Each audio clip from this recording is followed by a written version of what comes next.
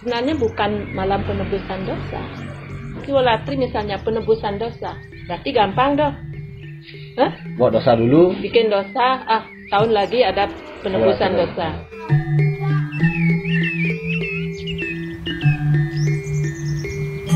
Om Swastiastu. Om Swastiastu. Om Swastiastu Ida. Om Swastiastu nak sahaja nggih. Hari ini saya Kadepon Bali tangkil ke Griya Lingga Kusumasari, tepatnya di Legian Kute. Hari ini Titiang bersama Sugro Pakulun, Titiang Ojah Abisika Ida, Ida Paditepu istri, Yogi Nareswari.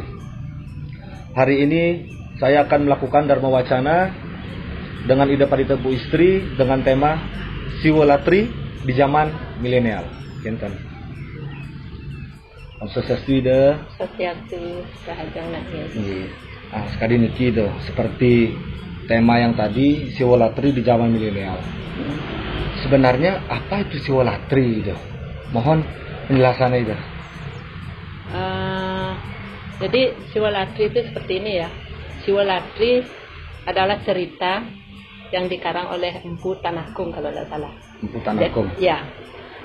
Jadi semua orang dari SD, dari anak-anak semuanya pasti sudah, artinya cerita ini sudah begitu memasyarakat, sudah universal. Jadi semua orang pasti paham dengan cerita ini bahwa diartikan malam penebusan dosa. Tetapi dari kata Siwolatri itu kan ada Siwolatri. Siwo itu adalah bentuk ajaran cinta kasih. Latri itu adalah di dalam kegelapan. Jadi bagaimana kita mengingat beliau yang artinya yang meraga siwo, ya, karena itu ajaran cinta kasih untuk eling kepada diri kita, kepada jati diri kita. Jadi di dalam Siwolatri ini kan ada cerita Lubdake yang senang berburu, intinya seperti itu. Yaitu ketika suatu hari Lubdake ini terjebak oleh malam sehingga beliaunya naik ke atas pohon, di atas pohon bila kalau tidak salah. Dan itu di bawah pohon itu ada macan yang menunggu. Jadi di dalam dengan situasi, artinya situasi yang sangat membahayakan, Lubdake ini kan harus mempunyai kesadaran yang betul-betul prima untuk menyelamatkan dirinya. Nah, karena ada seekor macan yang menunggu. Nah, artinya bagaimana Lubdake untuk menyelamatkan dirinya waktu itu? Dengan mengingat nama beliau, dengan mengucapkan nama beliau. Beliaunya tuh beliau yang maha pengasih. Artinya yang disebut Siwa. Dengan artinya dengan kesadaran waktu itu Lubdake untuk menyelamatkan diri sehingga dia tidak tidur semalam suntuk. Karena ada bahaya yang mengancam jiwanya. Nah, itu inti dari cerita itu. Nah, artinya pastikan itu sami uning cerita Lubdake ini dari SD, dari anak-anak SMP semuanya lah. Ya. Intinya karena orientasinya pasti malam penebusan dosa. Nah, itu. Seperti yang tadi Ida jelaskan itu, kan anak-anak muda nih pasti beranggapan Siwolatri itu ibaratnya seperti malam penebusan dosa. Nah, apakah seperti itu konsepnya itu? Sebenarnya gitu loh. Kalau dilihat dari cerita, karena pada zaman dulu orang itu kan artinya memberikan sebuah filsafat, sebuah takwa, sebuah ini itu dalam kehidupan dengan pakai cerita. Ya, pakai cerita. Nah, artinya ada cerita, contohnya cerita Empat, cerita Siap Lem. Semua itu sebenarnya kita disuruh mengupas makna cerita itu di dalam kehidupan ini gitu lah. Nah, untuk di zaman ini sebenarnya bukan malam penebusan dosa. Tapi tepatnya apa itu? Artinya kalau ide merunut dari cerita itu adalah malam evaluasi diri dari proses hidup kita setiap tahun. Karena Siwolatri itu kan datang setiap tahun. Artinya setiap penanggal pengelong 14 ya, artinya sehari sebelum tilam kepitu. Itu adalah titik puncak daripada malam yang paling gelap. Ya, itu sebuah simbol sebenarnya bagaimana kita artinya di dalam kegelapan di dunia ini kita bisa eling kepada beliau. Nah, jadi dalam hidup itu kita kan selalu ada proses, setiap tahun ada proses kehidupan. Ada langkah kita dari cara kita berbicara, dari kita berpikir, dari kita berbuat, pasti ada kekeliruan ya, kekeliruan yang kita lakukan. Nah, disinilah kita melakukan evaluasi diri malam ini, bukan dengan cara bergadang. Berarti Karena tepatnya gini dong. Memang sih tidak bukan dengan cara bergadang, tetapi kan banyak yang melakukan prosesi bergadang. Iya, betul. Sambil ada yang di kamar suci, ada yang di pura, bahkan ada yang di segara. Dan keesokan harinya nikah langsung melukat gitu. Kalau dilakukan dengan bergadang, dengan artinya kita eling, dengan posisi eling, dengan pribadi kita bahwa kita lakukan itu di pura atau di kamar suci atau di tempat-tempat yang memang betul-betul kita mau merenungkan diri, bagus. Tapi dalam tanda kutip kadang-kadang orang menyalahartikan itu. Apalagi anak muda mungkin kan beda kan. Jadi malam penebusan dosa. Oke, dia bergadang, tapi diikuti dengan kegiatan yang kurang bagus. Biasanya apalagi diikuti dengan begadang, minum arak sambil gini. Apakah kita mau seperti itu? Kan lebih baik kalau kita simulasi ya kita introspeksi diri, evaluasi perbuatan kita, apa yang kita telah lakukan artinya setiap tahun. Kalau memang perbuatan kita itu sudah lurus, kita pupuk dengan baik. Kalau perbuatan kita kurang bagus, nah di sini kita perlu mengevaluasi diri, memperbaiki. Dengan apa? Dengan memohon tuntunan. Tuntunan itu kepada skalanya, kepada artinya guru yang dimaksud baik guru Rupaka, guru Wisesa, Swadhyaya, yang untuk kejiwa dan pikiran kita memohon kepada beliau yang di atas. Karena dosa itu sebenarnya kan tidak bisa dihapuskan.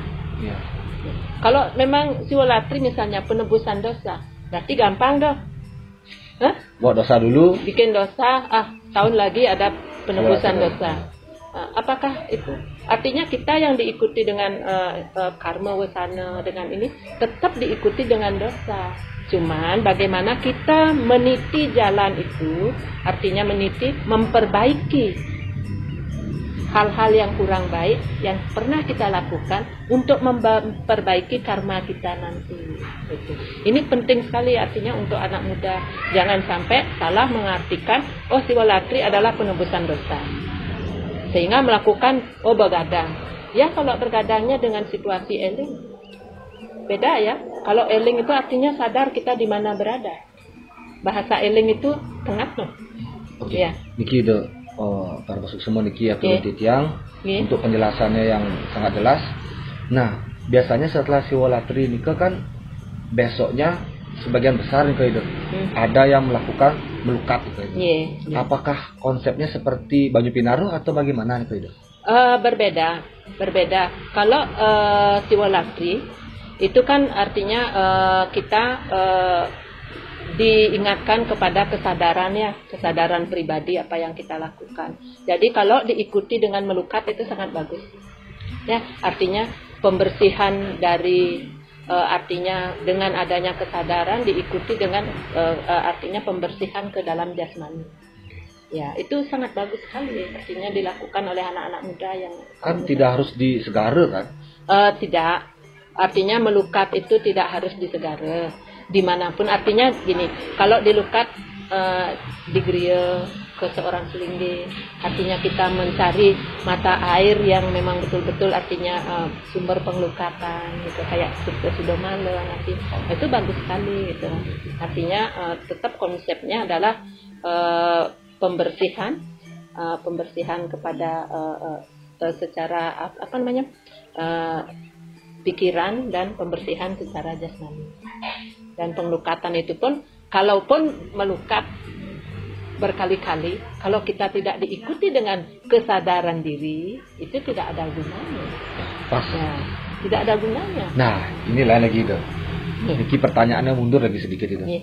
Tadi itu kan menyampaikan bahwa kisah Siwolatri ini kan ibaratnya sang Lubdake yang berada di atas pohon. Nah, di zaman era globalisasi seperti sekarang Niki itu, siapa yang disebut sang Lubdake Niki itu? Kalau Ida menurut melihat, pandangan Ida, kalau Ida melihat merunut dari cerita ini kan, Lubdake itu kita semua. Iya, kita semua. Itu kan perumpamaan. Kalau Lubdake itu daki gitu loh.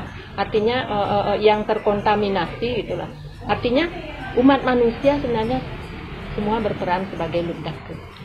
Diibaratkan Lubdake karena bagaimana? Semua manusia berjuang untuk memenuhi kebutuhan. Ya, Lubdake itu kenapa dia berburu? Karena dia berjuang untuk memenuhi kebutuhan. Ya, artinya kita yang di dunia ini kita semua adalah Lubdake. Karena kita berjuang. Ketika kita berjuang, pasti kita ada cobaan, ada godaan, ada masalah. Nah, ketika Lubdake berjuang, ada masalah yang ini kan? Ya. Artinya kalau kita merunut dari cerita itu, seekor macan ini adalah sebuah masalah besar. Artinya cobaan. Yang balik orang gegodan, itu yang harus dihadapi oleh Lubdake di zaman ini. Gitu. Artinya kalau kita di daerah pariwisata, macannya ini ibaratkan turis yang datang ke Bali. Ya, turis yang datang ke Bali yang membawa energi, sudah tentu ada yang membawa hal-hal yang positif, ada yang membawa hal-hal yang negatif. Inilah yang perlu kita waspadai agar kita selalu eling dalam situasi milenial ini. Gitu.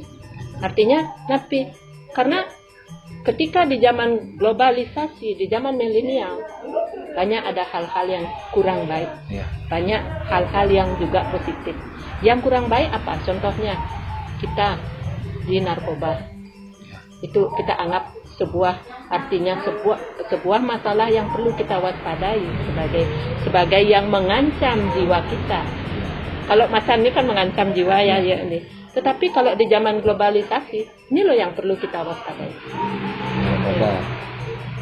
Narkoba, minuman keras, seks bebas, termasuk juga memanfaatkan media sosial yang ini tuh ancaman buat kita.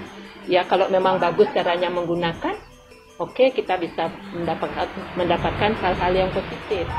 Nah, Lubdake itu digoda oleh seperti itu. Kita ini sekarang sebagai Lubdake yang harus siap dan waspada untuk artinya menyelamatkan diri dari hal-hal yang negatif ini, dari hal-hal yang mengancam jiwa kita di zaman era globalisasi. Terima kasih semua Ida, Atur Titian untuk penjelasannya sangat jelas dan gamblang. Yang terakhir nih ke Ida, pesan-pesan untuk anak muda bagaimana mengartikan Hari Siwolatri niki. Ida secara pribadi artinya mempunyai pesan sama anak muda yang luar biasa ya. Artinya banyak anak muda yang kreatif, banyak anak muda yang artinya yang berprestasi, dia bangga juga artinya dengan anak muda yang sekarang. Tetapi tidak menutup kemungkinan juga banyak hal-hal yang negatif yang dilakukan oleh anak muda. Untuk hal-hal yang artinya positif yang dilakukan, mari kita artinya sebarluaskan. Artinya kita harus saling mengisi antar pemuda. Ya, hal-hal yang negatif yang dilakukan, contohnya mungkin saja terjerumus ke dalam minuman keras, ke narkoba ataupun pergaulan bebas. Tidak minta, ayo kita belajar, ayo kita sadar. Gitu. Ini sangat membahayakan. Kalau bukan anak muda yang menguruskan, karena siapa lagi kita? Ya, karena kenapa Ida berani berbicara seperti itu? kita generasi muda, kita generasi tua sebenarnya mengharapkan generasi muda yang jangan sampai waktu yang kita punya kita sia-siakan, gitu. Ya, dan Ida minta artinya anak muda artinya mangne guyup. Guyupnya itu gimana? Kan ada Yowana Bali, kan ada Yowana dari Pasir. Ini loh tempat kita bersosialisasi yang sangat bagus. Artinya untuk saling mengingatkan kepada teman-teman. Jangan artinya kita malu mengingatkan hal-hal yang positif kepada teman kita yang salah jalan. Ini kita berbicara gamblang ya, jangan pakai bahasa ini. Karena anak muda zaman sekarang itu tidak bisa dikasih bahasa. Harus bahasa gaul. Okay. Artinya ide artinya hidup ide bertumpu kepada generasi muda. Artinya tolong artinya ide tidak menyinggung siapapun di sini, artinya tidak menyinggung yang artinya yang bertindak kurang baik atau bagaimana, tetapi mari kita mulai sadar, mulai eling bahwa kita mempunyai masa depan yang perlu kita perjuangkan, yang perlu kita artinya kita pikirkan, karena hidup ini masih panjang gitu, yang perlu kita cari ke garis lurusnya kita kemana melangkah. Kan dalam hidup ada dua pilihan. Anda mau kemana? Ya, ketika Anda mau memilih jalan yang kurang baik, Anda akan terpuruk. Ketika Anda memilih jalan yang satu kebaikan, maka Anda. Bukan itu aja. Kemana sih? Kemana mau hidup Anda? Siap. Nah, itu aja. Para masuk semua, aturin titiang ide, titiang sinep atau para perhati. Om Santi. Om Santi. Para masuk semua.